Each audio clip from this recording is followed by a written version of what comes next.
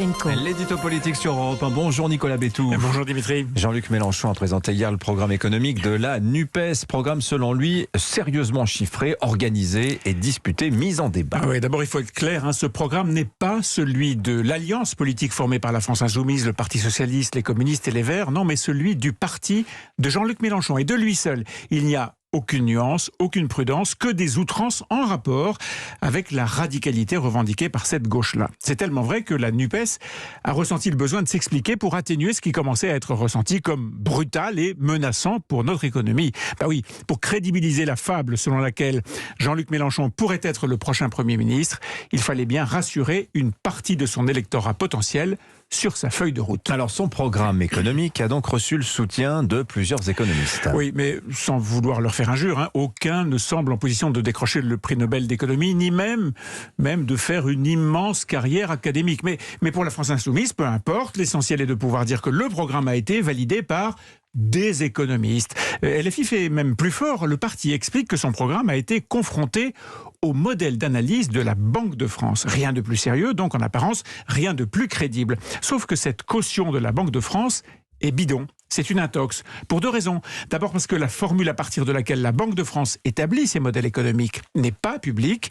Il y a donc une part au mieux d'improvisation, au pire de bidouille dans l'utilisation des équations de la vénérable institution. En plus, ce modèle n'est pas fait pour mesurer ce qui se passerait sur notre économie en cas de grand choc, mais pour évaluer des évolutions 10 fois plus lentes, prudentes, plus classiques, façon Banque de France occidentale. La caution est donc une usurpation. Alors il n'empêche, la France Insoumise soutient que ces propositions méritent débat. Ben oui, mais là aussi il y a une manœuvre, parce que entrer dans un débat, c'est crédibiliser l'existence même de cette alternative à la politique économique actuelle. Bon, bien sûr, la politique menée par Emmanuel Macron n'est pas la seule possible. Elle peut être contestée, améliorée, on peut en débattre, mais proposer comme autre feuille de route des mesures conçues comme brutales, radicales et dont le coût assumé serait de 250 milliards d'euros, ce n'est pas réformer l'économie, c'est la mettre radicalement sens dessus-dessous. Alors Jean-Luc Mélenchon affirme pourtant que si ça coûte bien 250 milliards d'euros, ça va en rapporter plus, 267. Voilà, et cette fois, il en réfère à l'autorité morale et intellectuelle de Keynes, un immense économiste du siècle dernier, qui a montré que la dépense publique pouvait créer de la croissance. Bon, le mécanisme est en théorie assez simple.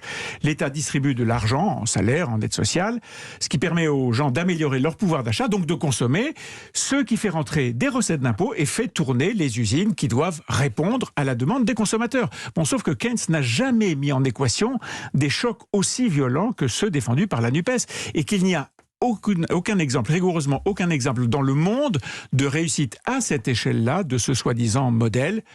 Caution usurpée, là encore. Alors imaginons quand même, Nicolas, cette hypothèse d'une injection de 250 milliards d'euros dans l'économie française. Où est-ce qu'on va d'abord trouver cette somme ? Eh bien d'abord dans les impôts, et ce serait un choc fiscal, là encore jamais vu, bien pire que celui imposé par François Hollande en 2012, qui avait cassé l'économie et l'emploi. On se souvient de la fameuse courbe du chômage que le président socialiste prétendait inverser en vain. Des impôts en masse donc, mais aussi des emprunts tous azimuts. Et si les étrangers ne veulent pas nous financer, explique Jean-Luc Mélenchon, on est prêt pour les contraindre à aller jusqu'à l'explosion de la zone euro et à menacer de banqueroute les grandes banques françaises. Avec Jean-Luc Mélenchon, la politique se construit sur un rapport de force, l'économie aussi, et sur la crainte du chaos. Merci Nicolas Bétou. À la une de votre journal L'Opinion ce matin, justement, le programme de la NUPES, les 5 grosses ficelles de Jean-Luc Mélenchon. Dépenses sans conscience n'est que ruine du contribuable, écrivez-vous ce matin.